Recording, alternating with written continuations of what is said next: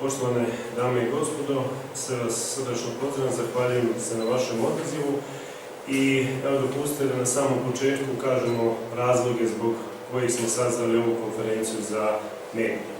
Nažalost, u gradu Novskoj događa se nešto što se 25 godina nije događalo i sve što se događa inicirano je, a nama nejasno zašto od strane gradonačelnika Novske, gospodina Vlade Klasana.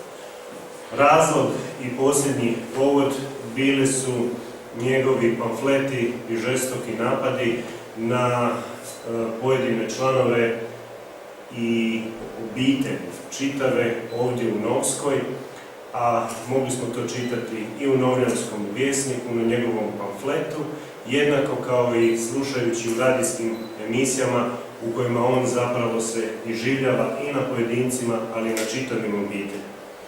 Pitam vas, je li normalno da jedan gradonačelnik jednog grada sve predstavnike udruga proisteklih iz Domovinskog rata nazove šakom jaja?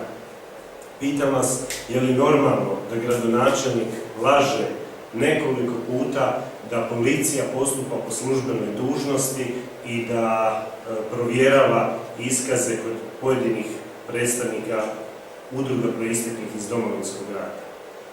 Pitam, je li to normalno da ih lažno proziva da su ti isti se ogriješili o zakon?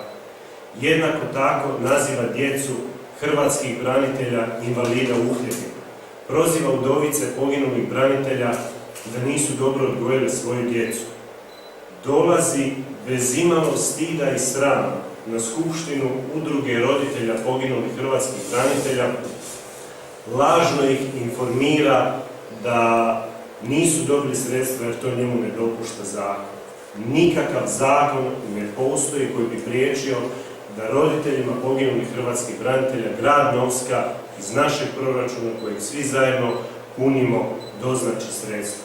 Ne dati svijeću, ne dati novce za cvijeće roditeljima poginulih hrvatskih branitelja i reći da to čini zato što mu ne dopušta zakon, prvoklasna je laž koju do sad nismo imali prilike čuti. Jednako tako svakoga tko kritički progovara o njegovom radu naziva širiteljima govora mržnje. Vlado Klasan otišao je tako daleko da optužuje hrvatske branitelje za pokušaj likvidacije. Ako je to istina, ako ima imalo istinu, onda je on davnih dana trebao reagirati, a ne prozivati pojedine obitelji, braću, hrvatske dragovoljce i hrvatske branitelje da netko njemu sprema likvidaciju. To su takve apsurdne optužbe od strane jednog gradonačelnika da jednostavno nemamo riječi koje možemo izraziti čuđenje ovakvim izjavama. Ono što naravno nije normalno je da udbaškim metodama po cijele dane prati tko što na društvenim mrežama lajka, tko što objavljuje, tko što piše. Poslije toga odlazi kućama, u domove, u obiteljske domove pojedincima i u jednoj popriličnoj konfuznoj atmosferi prijeti i situaciju na poslu ukoliko se ne ispričaju, ne obrišu ili ne učine ono što on od njih zahtjeva. Lažno optužuje da čitavo predsjedništvo Hrvatske demokratske zajednice sustavno njega vrijeđa i sustavno govori mu neistinu. Ni na jedan naš argument nije odgovorio, ni na jedno naše pitanje nije odgovorio, niti je htio da se sučeli s nama na gradskim medijima, nego kukavički iza kulisa dogovara sam sebi intervjue, sam sebi emisije, doslovce on urednik emisija koji se puštaju na Radio Postaja Novska i kleveće, blati čitave obitelji. On se obračunava sa svojim političkim neistomišljenicima na način da napada i vrijeđa sve članove njihovih obitelji. To nije zapamćeno u demokratskom sustavu ovih proteklih 25 godina. Ja zaista molim i pozivam Vladu Klasana da se okani spominjanje djece, majki, supruga, braće, roditelja. Pozivam ga da ne dira u svetost obitelji i doma. Da ne dira, uspomenu na poginule hrvatske branitelje.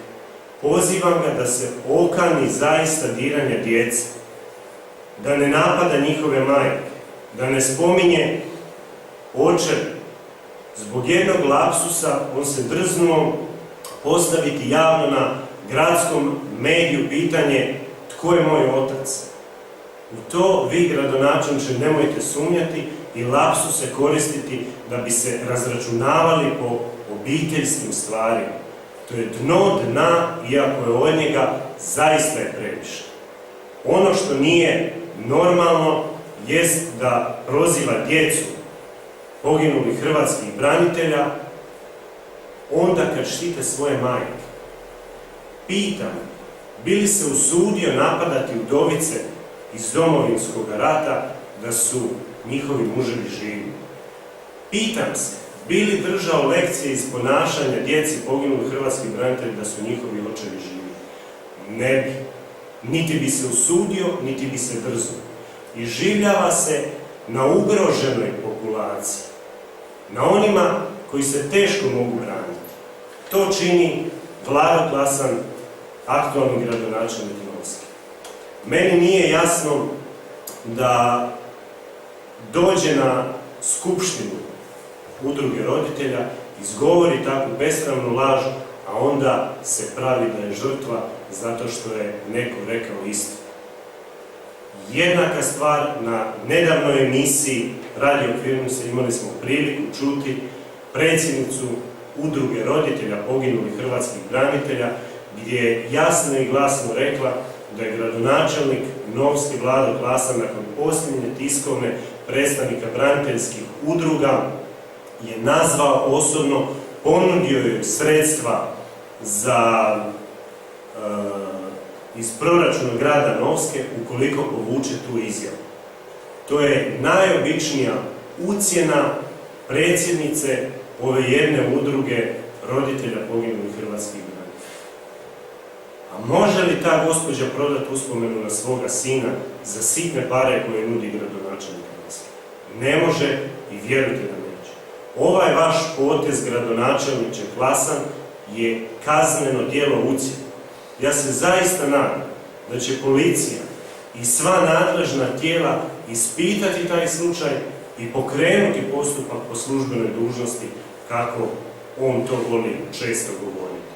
Jednako tako govori da nije uspio odgovoriti udrugama proisteklih iz Domovinskog rata na njihov upit za pomoć oko organizacije koncerta za obnovu Vukovarskog tornja, ali ima vremena nalaziti se sa osumnjičenom Marinom Lovrić-Merzel, bivšom sisačko-moslavačkom županicom, ugovarati s njom sumnjive poslove samo kako bi gospođa Lovrić imala proviziju i opravdala svoju plaću u osiguravateljskoj tvrtci koju radi.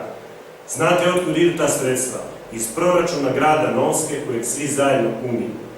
Ima li toga u demokratskom sustavu da jedan legalno izabrani gradonačelnik se za vrijeme svoga radnog vremena nalazi sa osumnjičenom osobom za tešku pronevjeru proračunskih sredstava, za počinjena kaznena djela, da s njom sklapa poslove, pritom je vodi na ručkove po novljanskim restoranima i još joj, dakle, iz tih ugovora plaća proviziju za njezin rad.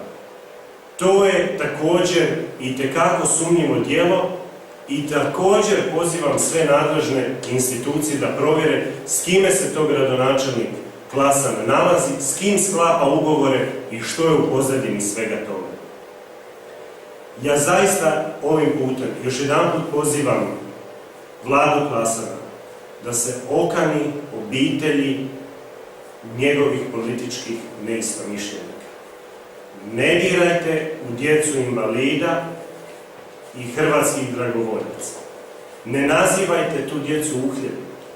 Ne nazivajte da su djeca poginulih hrvatskih branitelja dobili sve po prstu Božjem. Govorite da ste zaposlili ne znam koliko djece poginulih hrvatskih branitelja i opet govorite neistinu jer su ta djeca dobila posao po zakonu. I prije su se zapošljavala vas, hvala Bogu, zapošljavat će se i poslije vas. Govorite da vam je stalo do braniteljskih udruga, da ste vi dragovoljac, ne znam što se ne, a sve činite suprotno, nazivajući i branitelje i predstavnike čitavih udruga šakom jada. To je sramotno, to je strašno što se događa. Ne izustite imena članova naših obitelji, jer vi na to nemate pravo. Nitko u vašu obitelj nije dirao, ne dirajte ni vi u našu. Dostojanstveno, ako vam je dostojanstvo još ostalo, odradite svoj mandat.